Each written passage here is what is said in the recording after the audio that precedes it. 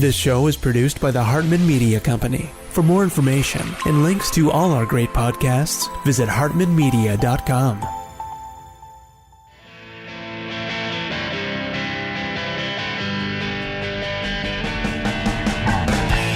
Welcome to the Young Wealth Show, where you'll truly learn how to make, spend, and invest money for an awesome life. Get the real-life stuff that wasn't part of your school curriculum. Young Wealth gives you innovative new ways of dealing with your finances, as well as the skills and tools you're going to need to survive and be successful out on your own. Let the Young Wealth Show be your GPS to take you from clueless to clued in. Here's your host, Jason Hartman, with Young Wealth. It's my pleasure to welcome Norm Champ. He is partner in the New York office of Kirkland, Ellis LLP, where he heads up the regulatory solutions practice in the investment funds group. Previously, Norm was director of the Division of Investment Management at the SEC, and he is the best-selling author of two books. One is Going Public, My Adventures Inside the SEC and How to Prevent the Next Devastating Crisis. And then the new book, Mastering Money, How to Beat Debt, Build Wealth, and Be Prepared for Any Financial Crisis. Norm, welcome. How you doing? Great. Thanks so much for having me. Yeah, it's good to have you. So first off, I want to talk about the next devastating financial crisis for a moment. Can you speculate with us, what will be the next recession? In other words, what will be the flavor of it? What will lead it? I don't know that it's going to be real estate this time around. The mortgages have been pretty tightly underwritten coming out of the Great Recession, but certainly student loan debt, auto title debt, credit card debt, corporate, I don't know, sovereign debt. Where's the next one going to come from? So great question. The first lesson of all the ones in the past is, of course, they all started with something no one expected, right? So, we usually have some cause of a recession that no one's looking for. I do think the things you identified, the debt that we have put on in the last really now 11 years, that debt is going to, I believe, will lead the next recession. Now, I'm not smart enough to predict exactly which part of that debt, but it's hard to imagine that it's not somehow going to involve the levels of debt that both consumers and countries have taken on over the last 11 years since the crisis. I think that the prospect of what sets that debt off, I agree with you. I think mortgages are in better shape than they were in 2008. However, the FHFA has lowered the down payment to 3%. Again, they did that just 2 years after the crisis, which was a real tragedy in my view. And so there are, aggressive mortgages out there, but it's just we have a lot of debt. Consumer debt had gone down after the crisis to lower levels. We've now set records for several years straight. Governments around the world have taken on a lot of debt. Something is going to set off the next recession, and it's going to involve all of this debt. Yeah, who knows? It's I'll tell you one that I read an article recently about how they want to let the banks get into venture capital investing. Oh my God, that sounds like a disaster waiting to happen. A highly risky venture capital portfolio for a bank. Oh, there you go. But I don't know. I could be wrong. They say they think it'll help small businesses get access to capital, and that'll obviously stimulate the economy. But some of these ideas seem pretty crazy to me. We'll see. Those adjustments you're hearing about are really about the Volker Rule. And Volker Rule, I was involved in writing the Volker Rule after the crisis. And It's a very complicated rule. And so you are seeing discussions about various adjustments to it. We'll have to see how those play out. It is, I agree with you. I think it's just hard to know exactly what sets it off, but there is an awful lot of debt around the system. Yeah, there is. Let's talk a little bit, in part one of your book, you talk about, the spending governor, right? And you talk about debt and this concept of home ownership, which I have long said I think is highly overrated. Personally, I'm probably like the only real estate person that ever says the homeownership rate should decline. I think it should be 50 to 55%, and everybody else says it should be 70%. But what's so interesting about that is that when people own homes, they're kind of stuck, right?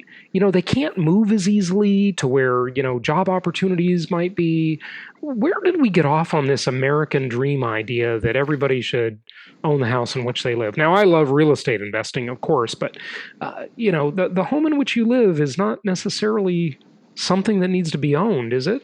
Not at all. And my main message in that chapter, and as you say, part one of the book is really, trying to cut down on the outflow. So we live in a consumer society and people are urged to spend every day.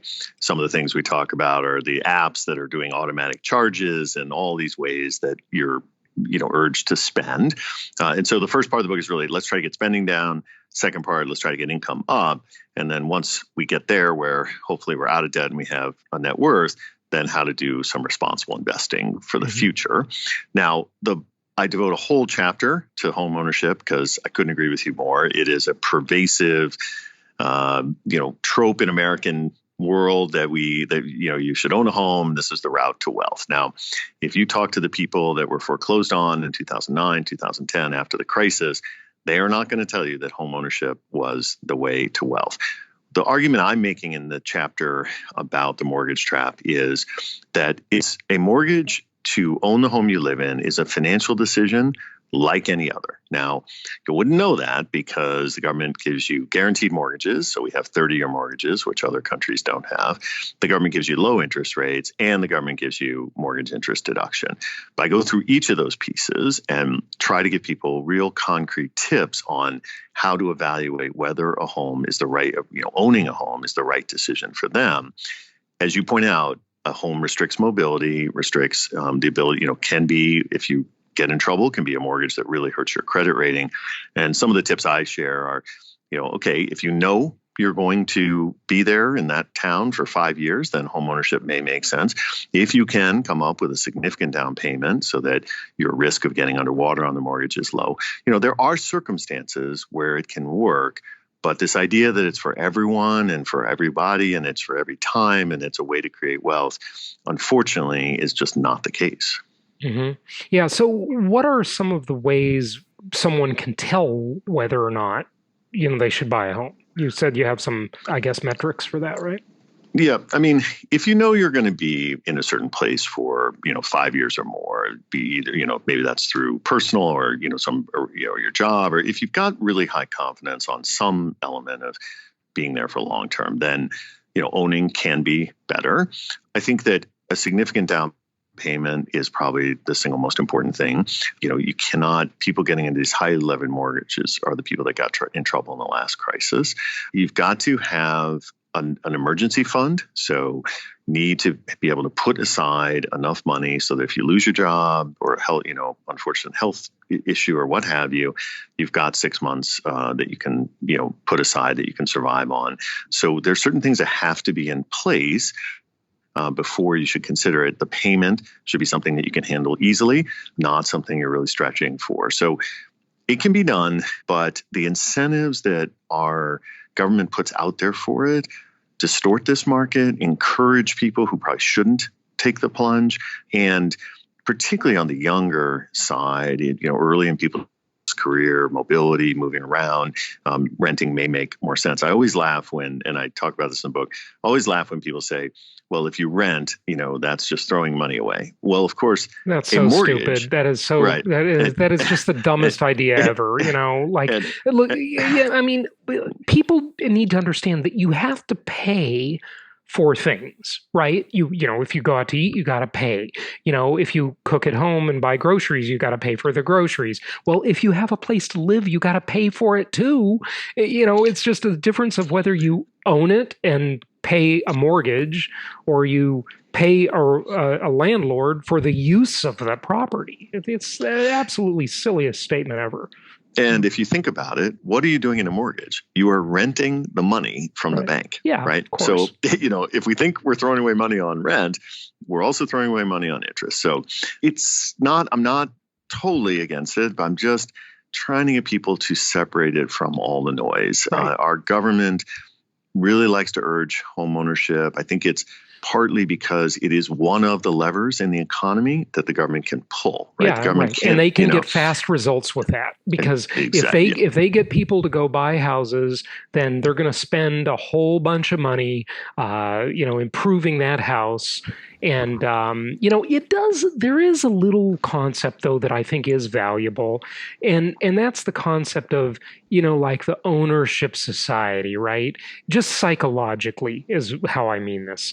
When people sort of feel like they have they have roots, they have an investment, a lot of times it makes them more responsible human beings.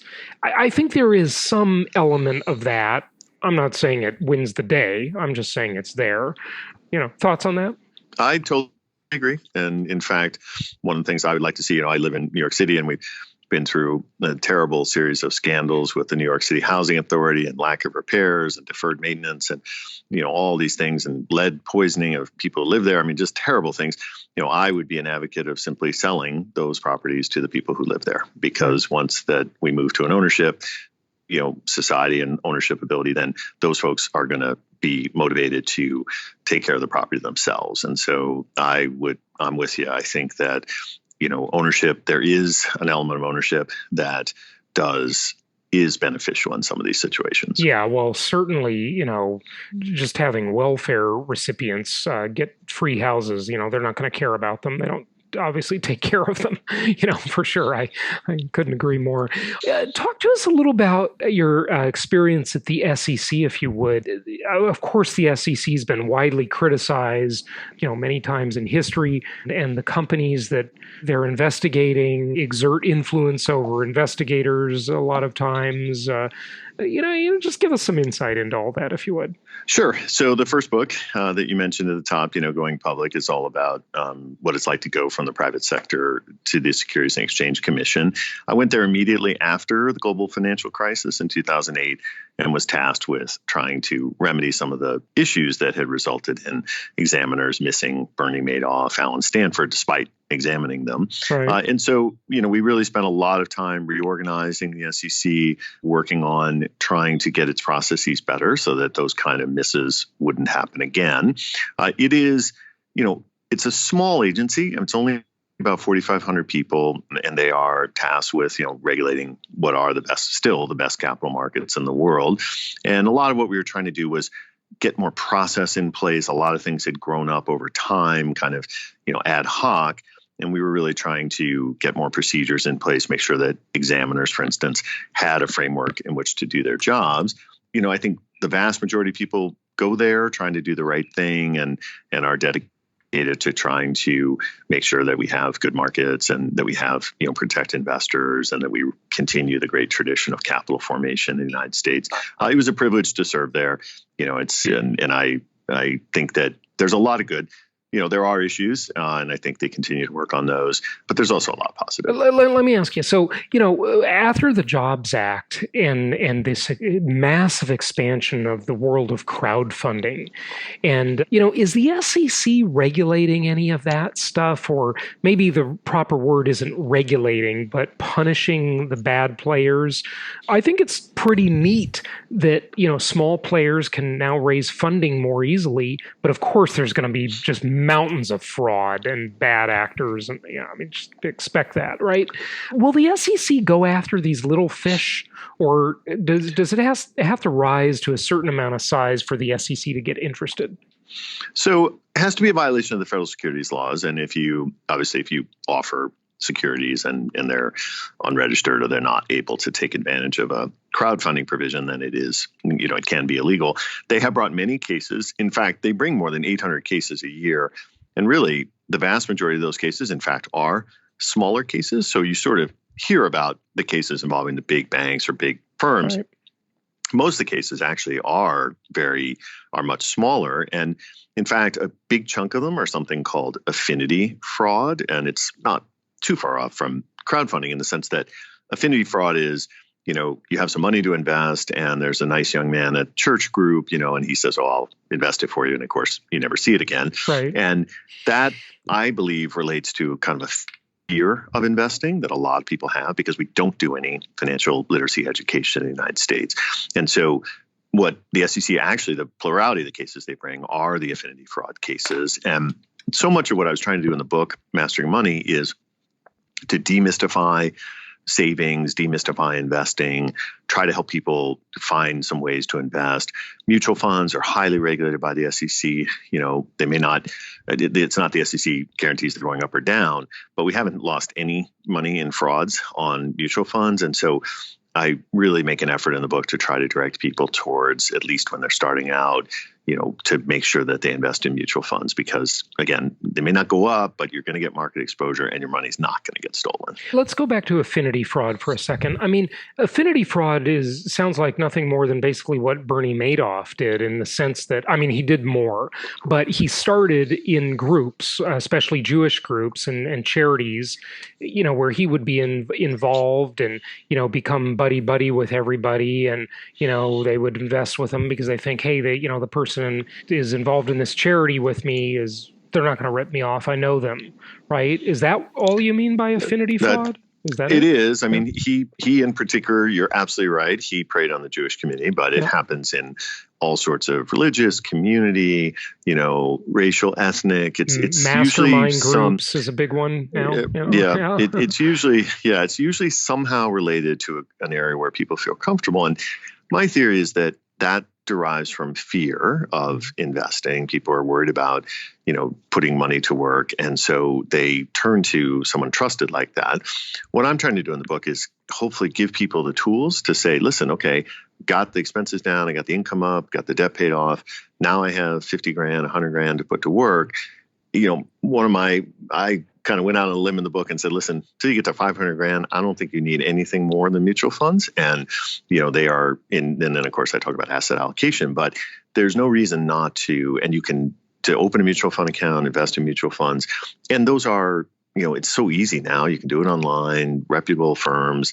Again, there's no risk of your money being stolen. Unfortunately, the problem is though, with any sort of fund, any pooled money asset, mutual fund, whatever, even just a direct stock, you've always got the people that run the thing that skim the cream off the top, and that's not necessarily illegal. It usually isn't. You say there's been no fraud in the mutual fund world. Well, I don't know. People would argue with you on that one for sure, because there may have been no illegal, caught fraud example, but, people have their hand in the cookie jar. They pay themselves giant bonuses, they fly the private jet, and who's paying for that? All the investors are, right?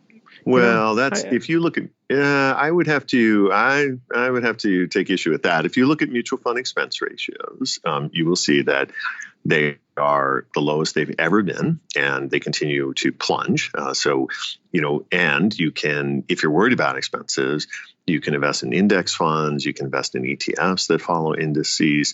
And those, we're really talking about, we're getting to the point in ETFs that it's almost zero cost products. And so, I think, now look, fees, I don't disagree with you that fees, you have to look at fees. And if you pull up a fund and it's got 2 or 3% fee, then that's not correct. But I think you'll find that most of them are hovering around, 1.25 and below, many below 1. And those kind of fees are, not going to inhibit your returns. So fees are important, but they are plunging in the mutual fund industry. It's why we're seeing huge consolidation in the mutual fund industry. So the big are getting bigger, and that's because they can charge these low fees with scale. And it's, some of the smaller players are getting hurt by that. Yeah. So the ETF, as my friend put it well, I thought, he said, at least if you invest in an ETF, you're only susceptible to the graft and corruption of the executives and the board of directors, not the fund manager. That was pretty good. Do you love the cynicism here? But there's always, whenever there's a big thing and a big pool, there are people that have to run it. And so, I just wish there were some way to control that and not allow these kind of ridiculous amounts of spending by these folks? I mean, coming out of the Great Recession, remember when the CEO of Merrill Lynch spent over $1 million to decorate his personal office within the building? That was in the news, and he ended up paying that money back to the company.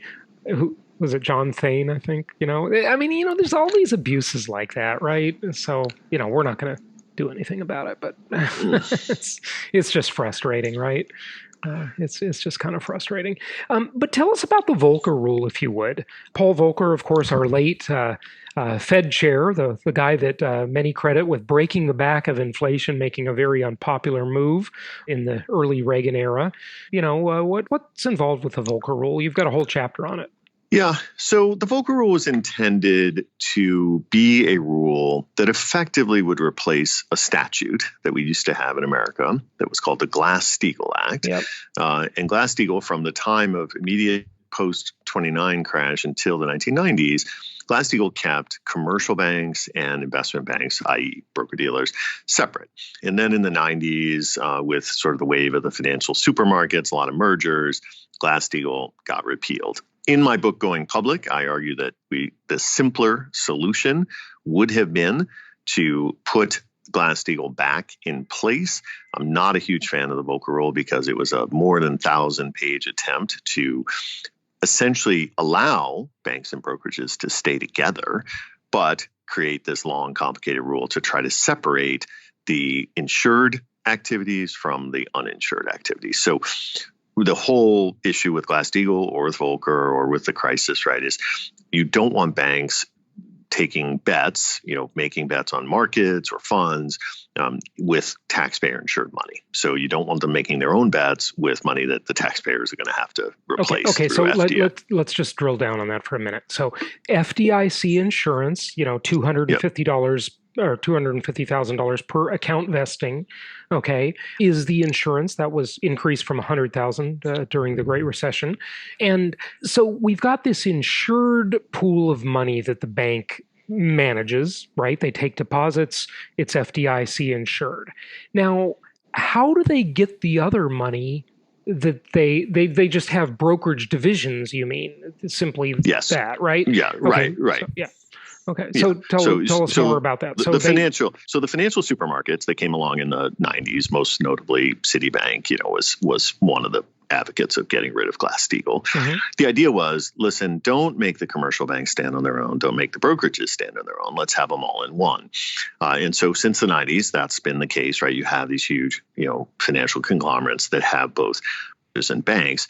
And through brokerages, they are making money through commissions and through underwriting and all the activities that brokers do. And that's money that the broker has made, then they can invest or do whatever they want with or distribute. But the idea is you want the commercial bank side of the business to not use that money to do whatever it wants with because you don't want the taxpayers to be on the hook. And I'm very much behind that. That's why I'm in favor of reinstituting Glass-Steagall and simply separating the two. Volker Rule is effectively a compromise saying, well, we're not going to go back to Glass-Steagall, but we'll write this rule to try to separate the activities so that people are not, banks are not making investment bets with taxpayer-insured money. I just think it was a very complicated undertaking. I was in the room many times when it was being written, and I would prefer the simplicity of simply separating the two.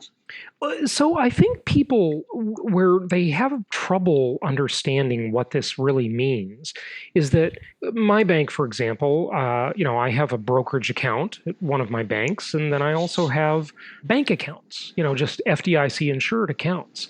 But the money in that brokerage account is not the bank's money, and the bank, I don't think it's insured, and the bank never told me it was insured. So the bank's not playing with insured money there, or I don't get it. So what's the big deal? So the idea was, you're right. You have your bank account, and the bank in theory isn't playing with that. You have your brokerage account, and also, you understand that's not insured. The problem is, if all this is owned by one institution, right? Yeah. That institution gets in trouble generally. I was going to say generally on the brokerage side, but it can be either side, right? Last time it was really on the bank side with mortgages. Yeah. Lots of times it's been on the brokerage side with, trading losses, those kinds of things. if the institution gets in trouble and is now beginning to violate its capital requirements or suffer other distress, then government may have to step in and help them, because the theory was after the 2008, crisis that you couldn't have these banks fail, hence the term too big to fail. So if the government steps in to bail out that bank, well, effectively taxpayer money is going to bail out, and it doesn't necessarily matter, kind of which way it came from, right? Mm-hmm. Which side. And so that's why I think separating them out would make it much easier, because you would go to your bank and they would have an account for you. They would pay you interest on it. They would lend you money for your mortgage we talked about earlier. And you would go to your brokerage and you would understand that those are different activities that you're doing there. And it would also make it simpler, to your point about when we're trying to figure out what's wrong with the institution or it has a problem, it'd be much clearer which side of the house it was from and which side the government might have to get involved in. Right. So, yeah. You're pointing to the very complexity that I always opposed the Volker Rule on, because you're really trying to draw a line in they took them over 1,000 pages to do so, and I still don't think they did a very good job. Right. Yeah, it always gets so convoluted in the political world. I don't know how the powers that be keep track of something, and look at all the implications of something like Dodd-Frank or Obamacare. I mean, these are just giant pieces of legislation, and their effects are so wide-ranging. It's absolutely absurd. So, when you were at the SEC, you helped stabilize trillions of dollars of investor capital. Tell us a little bit about that, and we got to wrap it up soon, but just would love to hear more about that experience. Sure. That references to something I talk about in the book, which is, and happily, something that never, got out into the public. It was reported much later, and I do describe in the book. But essentially, we had, after all the failures of the fall of 2008, I got to the SEC, in early 2010. We had the prospect of an additional brokerage failure, and what we did there was, we did not bail out that broker, but we were very instrumental in working with that broker. We had examiners on site. We monitored the situation constantly. We helped that broker find some alternatives, which in the end included selling part of itself. And so, there were a lot of behind the scenes efforts going on inside the government to make sure that we didn't have further failures. Again, not with government, the SEC has no budget for that kind of thing. So not to provide bailout money, but simply to work with institutions and try to stabilize them to make sure that we didn't have investor losses. And I feel like, so much of that activity was behind the scenes and was trying to make sure that we didn't have further problems, which would have further damaged investor confidence, right? So much of our markets depend on investor confidence, so you sort of see, last Friday, the coronavirus markets dropped, there's a big psychological element to markets and to, capital raising. And so, we spent a lot of time on those pieces. We also spent a lot of time making sure that the SEC would be more effective at going out and working on firms and looking at them and making sure that they would spot problems with firms. And I think the SEC's come a long way on that front. Yeah, good. One of the criticisms of just the way the system works is that you can have these SEC examiners looking at a company, and that company can just offer them their next job. Are there any things to prevent that? Or, a lot of times these private companies, obviously they can pay a lot more than the government. And, I can just envision this concept of these SEC examiners are in the conference room of this big company asking for documents or asking them questions. And they say, well, why don't you come work here? At 3 times the pay. Does that happen, or is that a mythical idea? So people do move back and forth between government and the private sector. I would say that it is more at the more senior levels of the government. So the folks in the exam program at the SEC and a lot of the staff at the SEC, I would say the vast majority of them are career folks who are there for a long time. It's a very good job, has great benefits, very secure. It's very difficult to be fired. And, so I would say most people stay. And so the sort of this idea of a constantly revolving door is not you're right. It's out there, but it's not that true. It does happen. Sure. I moved from the investment management industry into the government and then out ultimately into a law firm. There are some pretty stringent things in place. So, for instance, I was unable to do anything involving the SEC for the first year that I came out.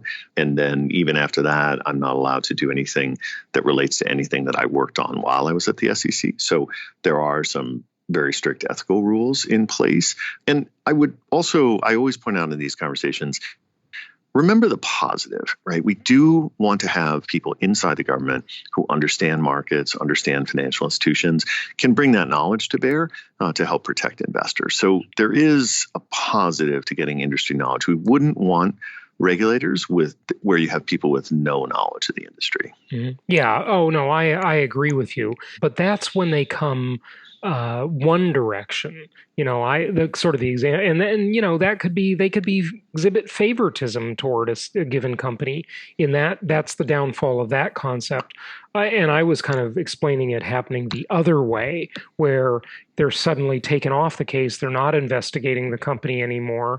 And now they're working for them. And I'm like, my God, it's just some of these large players have so much money. They can just buy their way to freedom. It's like buying off the prosecutor or the judge, that kind of thing concerns me, but hopefully it's a relatively small number of times that it ever happens. Any comments? Yeah, I think I would say relatively small. No, right. I also think that if someone left government in order to then sort of help a company that had been, auditing or something, mm-hmm. There's a lot of eyes out there who would see that. And mm-hmm. I think it would be revealed pretty quickly. So mm-hmm. I think the benefits of some circulation between the private side and the public side outweigh the negatives. Mm-hmm. Yeah. Okay.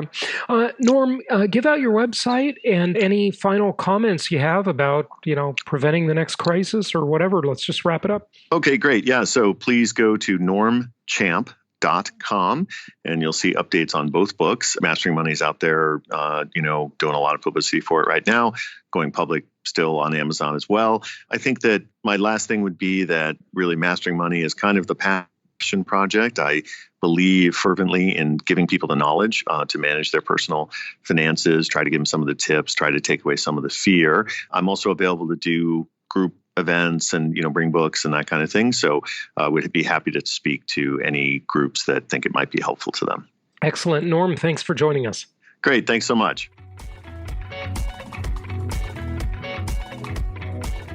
Thank you so much for listening. Please be sure to subscribe so that you don't miss any episodes. Be sure to check out the show's specific website and our general website, hartmanmedia.com, for appropriate disclaimers and terms of service. Remember that guest opinions are their own, and if you require specific legal or tax advice or advice in any other specialized area, please consult an appropriate professional. And we also very much appreciate you reviewing the show. Please go to iTunes or Stitcher Radio or whatever platform you're using and write a review for the show. We would very much appreciate that. And be sure to make it official and subscribe so you do not miss any episodes. We look forward to seeing you on the next episode.